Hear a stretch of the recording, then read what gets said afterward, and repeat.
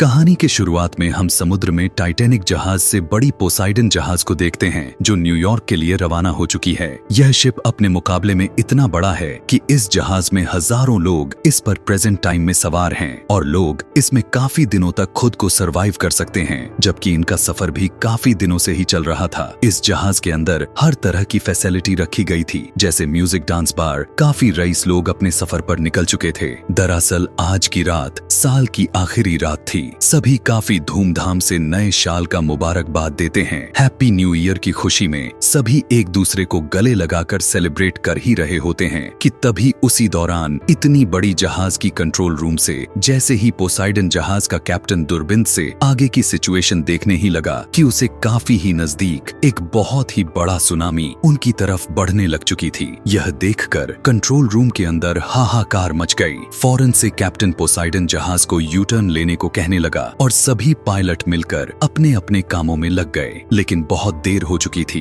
क्योंकि आसमान जितनी ऊंची सुनामी सीधा उन्हीं की तरफ बढ़कर उनके विशाल जहाज से टकरा गई। टकराव इतना ज्यादा तेज था कि अंदर के हजारों पैसेंजर्स एक ही डायरेक्शन में गिरने लग गए। कंट्रोल रूम के सारे पायलट एक ही झटके में ढेर हो गए। इधर डांस बार के सभी लोग एक के ऊपर एक करके दबने लग गए। पूरा जहाज धीरे धीरे पलटने लग गया। कैंटीन एरिया के लोग भी दब दब कर मारे गए। जहाज के अंदर ब्लास्ट होने की वजह से कुछ लोग पलक झपकते ही मारे जाते हैं, क्योंकि जहाज का ऊपरी हिस्सा अब सीधा पानी के अंदर डूब गया था। जहाज को देखकर ऐसा लगा कि वो अब पलटी हुई दोबारा से खड़ी हो जाएगी, लेकिन ऐसा कहाँ होने वाला था। अब पूरा जहाज खड़ा होने की बजाय सीधा दूसरे साइड से ऊपरी हिस्सा पानी के अंदर चला गया। डांस बार के अंदर के सभी लोग दब दब कर मारे जाते। कुछ समझ नहीं आता कि उन्हें कैसे खुद को बचाव करना है। अब पूरा जहाज पलट चुका था। पानी को धकेलने वाला प्रोपेलर ऊपर साफ दिखाई दे रहा था। समुद्र में लोगों की लाशें किसी मछली की तरह बह रही थीं। कंट्रोल रूम में पानी भर गया था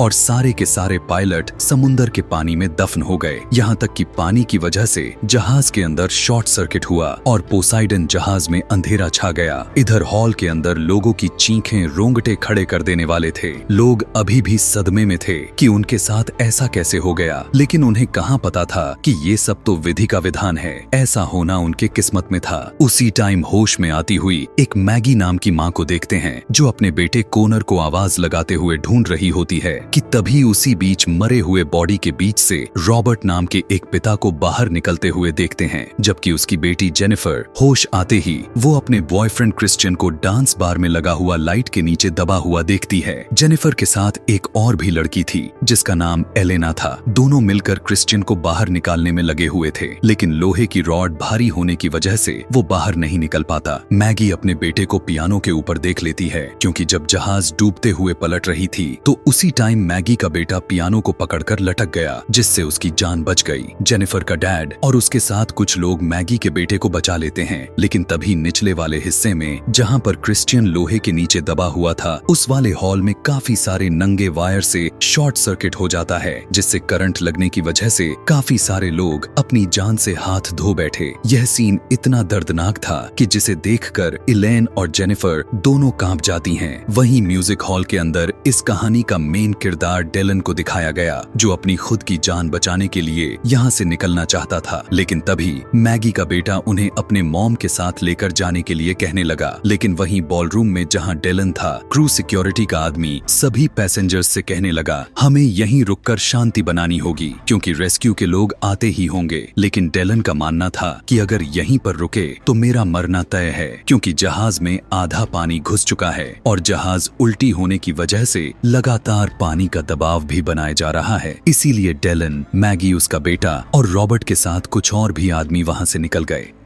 इधर जेनिफर अपने बॉयफ्रेंड को बाहर निकालने के लिए एक अनजान आदमी की मदद लेती है, जिसकी मदद से क्रिश्चियन बाहर निकल गया। अब इधर डेलन के टीम को ऊपर जाना था, लेकिन काफी सारे सामानों से रास्ता ही ब्लॉक हो चुका था। लेकिन तभी डेलन को एलिवेटर दिखाई दे दिया, जो बंद था। बहुत ही कोशिश के बाद एलिवेटर तो खुल गया, लेकिन सबसे दिक्कत वाली बात तो यह था कि वो जगह बिल्कुल खाली थी। अगर किसी ने भी गलती की तो सीधा नीचे आ गिरेगा। और ऊपर एलिवेटर खराब होकर अटका हुआ था। पहले उन्होंने एक डेस्क को लगाते हुए उसका सहारा लेते हैं और नेल्सन नाम के आदमी के ऊपर चढ़कर डेलन, मैगी और उसका बेटा, बाद में रॉबर्ट 1 बाय 1 करते हुए सभी ऊपर वाले हिस्से में जाने लग गए। लेकिन जैसे ही नेल्सन की बारी आई तो डेस्क अनबैलेंस हो गया और वो नीचे गिरते गिरते बचा। अब बारी थी एक और आदमी की जो उनके साथ डेस्क को पकड़ कर रखा हुआ था, लेकिन वो पहले नेल्सन को ऊपर चढ़ने के लिए कहा कि तभी ऊपर वाली एलिवेटर नीचे गिरने लग गई और इनका डेस्क भी फिसल कर नीचे गिर गया। लास्ट वाला आदमी नेल्सन को पकड़कर लटक चुका था और ऊपर से काफी तेजी के साथ एलिवेटर इनकी तरफ बढ़ने लगा। नेल्सन को लगा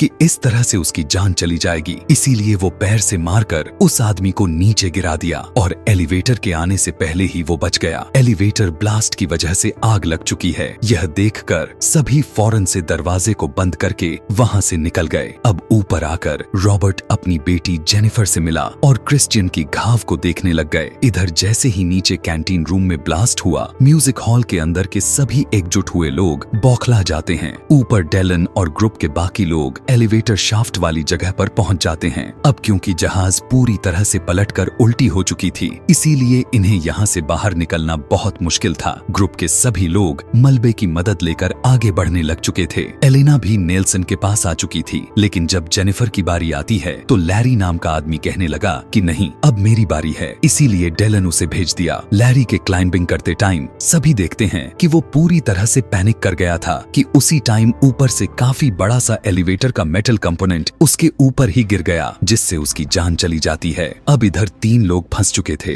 डेलन, रॉबर्ट और उसकी बेटी जेनिफर, कि तभी डेलन को वहीं पर पानी वाली पाइप को लेकर सीधा आग वाले पानी में कूद गया। उसने यह भी नहीं सोचा कि आग की वजह से उसकी जान चली जाएगी। असल में वो सभी को इस जहाज से बाहर निकालना चाहता था। दूसरी तरफ आकर वो पाइप वाली रस्सी को बांधा, जिससे अब रॉबर्ट और उसकी बेटी दूसरी साइड आ गए कि तभी म्यूजिक रूम के अंदर सभी देखने लग गए। जहाज का मिरर में क्रैक आने लग चुके थे क्योंकि पानी का दबाव इतना तेज था कि मिरर कंट्रोल नहीं कर पाता। सभी लोग यह देखकर बौखला जाते हैं। उनके अंदर का डर बढ़ने लग गई कि तभी अचानक से चारों तरफ से मिरर को तोड़ते हुए पानी अंदर घुस जाता है, जिससे सारे के सारे पैसेंजर्स जो उम्मीद लगाए बैठे थे कि उन्हें रेस्क्यू कर लिया जाएगा, वे मौत का निवाला बन गए। अब अगर कोई बचा था तो वे थे डेलन का टीम। आगे उन्हें किसी तरह करके यहाँ से निकलना होगा, वरना उनकी मौत पक्की है। सभी इमरजेंसी टॉर्च को हाथ में लेकर आगे बढ़ने की कोशिश करने लग गए, लेकिन अब बहुत देर हो चुकी थी क्योंकि वही पानी जो हॉल के अंदर आया था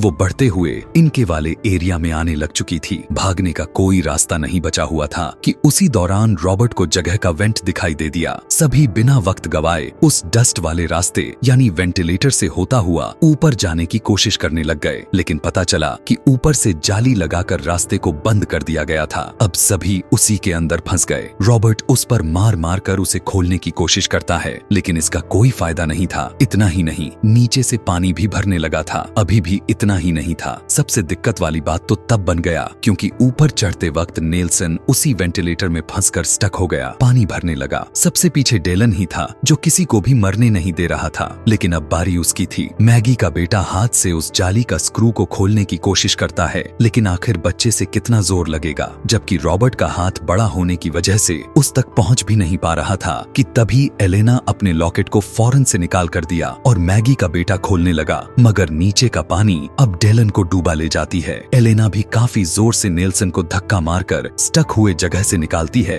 और उसी दौरान बहुत कोशिश के बाद बच्चा स्क्रू को खोल दिया और सभी तेजी के साथ बाहर निकल गए। डेलन को पूरा भरोसा था कि वो बच जाएगा, इसीलिए उसने काफी देर तक अपनी सांस को दबाए रखा था। आगे की सीन में सभी जब यहाँ से निकलने की कोशिश कर ही रहे थे, उसी टाइम डेलन उस वाले जगह में काफी सारे पानी को खोल दिया। डेलन ने ऐसा इसलिए किया था कि क्योंकि वहाँ का दरवाजा खुल नहीं रहा था, उनके पास कोई वेपन्स भी नहीं थे जिससे उसे तोड़ा जा सके। इसीलिए जब पानी पूरा नाक तक पहुँच गया और सभी अब उसी पानी में डूबने लगे, उन्हें लगने लगा कि डेलन का प्लान फेल हो चुका है और अब हम सभी डूबकर मारे जाएंगे कि तभी अचानक से प्रेशर की वजह से दूसरा दरवाजा टूट गया और सभी पानी के रास्ते से बाहर निकल गए। लेकिन अब बारी थी इन्हें इस हिस्से वाली जगह से बाहर निकलना। लेकिन असली मौत का मंजर यहीं पर देखने को मिलता है, क्योंकि जब सभी बिना वक्त गवाए पानी से होता हुआ बाहर निकल रहे थे तो अंधेरा होने की वजह से बाहर निकलने का दरवाजा ही नहीं मिल रहा था। अब डेलन आगे था, वो सभी को रास्ता दिखाते हुए बाहर निकल निकलने लगा, मगर हर तरफ का रास्ता ब्लॉक हो चुका था। उसी दौरान एलेना के कपड़े में एक वायर फंस जाता है, जिससे वो पानी में रुक जाती है। इतना ही नहीं, हड़बड़ी में उसके सर पर चोट लग गई और खून निकलने लगा। नेल्सन देखता है कि उसके पीछे आ रही एलेना दिखाई ही नहीं दे रही, इसीलिए बिना वक्त गवाए वो उसके पास जाता है और उसे बाहर निकाल लाया। रॉबर्ट फौरन से एलेना को सीपीआर देने लग गया। नेल्सन को लगा कि एलेना होश में आ जाएगी, लेकिन ऐसा कहां होने वाला था। दरअसल यह सीन बहुत ही ज्यादा इमोशनल कर देने वाला था, क्योंकि उसने उनके आगे बढ़ने में काफी मदद की थी। उसके लिए सभी के आंखों में आंसू आ जाते हैं, क्योंकि उसने सभी से कहा हुआ था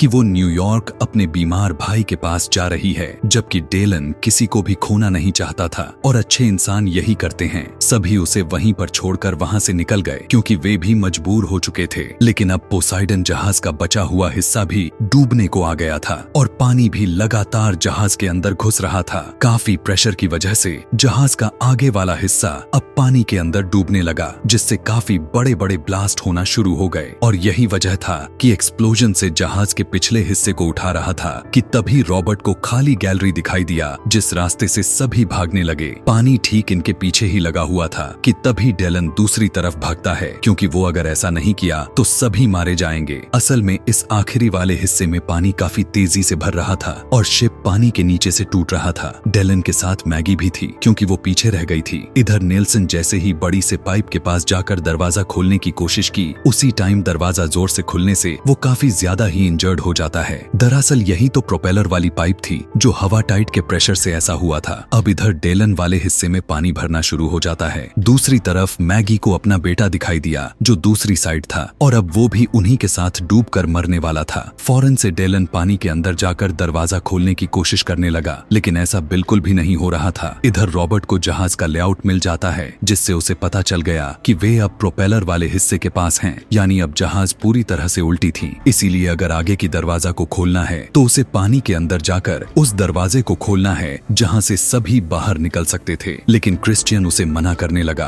क्योंकि पानी लगातार भर रहा था, जिससे उसकी जान जाने का चांसेस बहुत हाई था। उसकी बेटी भी मना करती है, लेकिन सभी जान बचाने के लिए वो पानी में कूद गए। यहीं से अब जीने मरने वाला सीन शुरू हो चुका था, क्योंकि उधर डेलन और मैगी के साथ उसका बेटा, तीनों को रास्ता नहीं मिल रहा था और इधर रॉबर्ट को पानी के अंदर वो बटन नहीं मिल रही थी जिसे वो दबा सके। कि तभी बहुत खोजने के बाद उस हिस्से में पहुंच जाता है जहां से प्रोपेलर कंट्रोल किया जाता था। कि तभी अचानक से उसका दम घुटने लगा और लगातार पानी निगलते हुए उसकी सांस रुक जाती है। इधर पानी के अंदर मैगी का बेटा भी डूबने लगा था, लेकिन मरते हुए रॉबर्ट पोर्ट वाले बटन को प्रेस कर दिया, जिससे प्रोपेलर भी बंद पड़ गया। सभी की जानें तो बच गई, लेकिन बेचारा वो मारा गया। लेकिन सबसे बुरी वाली बात यह खड़ी हो गई थी, रॉबर्ट के मरने का कोई फायदा नहीं हुआ था, क्योंकि अब दोबारा से उल्टा चलना शुरू हो चुका था। दरअसल उसने प्रोपेलर बंद करने की जगह उल्टी चलने वाली बटन को प्रेस कर दिया था, यानी अगर कोई भी अब उसके पास गया तो प्रोपेलर सीधा उसे अपने अंदर खींच लेगा।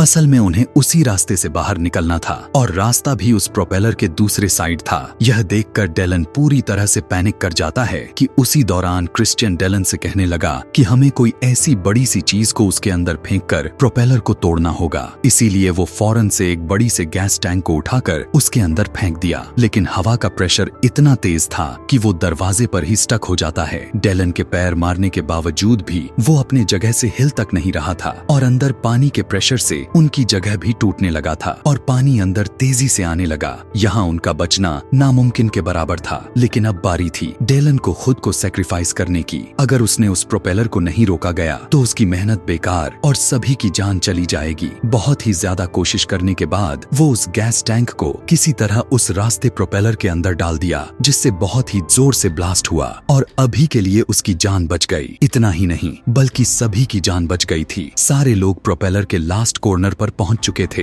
लेकिन अभी भी खतरा टला नहीं था, क्योंकि अंदर से जहाज ब्लास्ट होकर टूट रहा था और जहाज पूरी तरह से डूबने वाली थी। इसीलिए सभी फौरन से पानी में कूद जाते हैं और काफी तेजी से आगे बढ़ते हुए लाइफ बोट तक पहुंच जाते हैं। सभी जैसे ही उस पर चढ़ ही रहे थे, जहाज का एक हिस्सा इन्हीं के तरफ बढ़ने लगा। दूसरा वाला प्रोपेलर अभी भी चालू था। उसी टाइम पूरा जहाज पलटकर सीधा हो जाता है, लेकिन उसका आधा हिस्सा पानी से में डूब चुका था। सभी अपने पतवार से काफी तेजी के साथ भागने लग गए। जहाज के डूबने की लहर से वे काफी आगे तक आ जाते हैं, जिससे उन सभी की जान बच चुकी थी। देखते ही देखते इतनी बड़ी पोसाइडन जहाज पूरी तरह अटलांटिक ओशन में दफन हो जाता है। इतने सारे लोगों में से सिर्फ 6 लोग बचे थे। रॉबर्ट की बेटी जेनिफर, क्रिस्टियन जो उसका बॉयफ्रेंड था मैगी, और उसका बेटा नेल्सन, और इस कहानी का मेन कैरेक्टर डेलन, जिसकी बचने का उम्मीद ना के बराबर था, या कहे सबकी बचने का उम्मीद ना के बराबर था। डेलन के फ्लेयर गन चलाते ही वहां पर 2 हेलीकॉप्टर आकर उन्हें रेस्क्यू कर लेते हैं, और इसी सीन को दिखाते हुए यह कहानी यहीं पर एंड हो जाती है।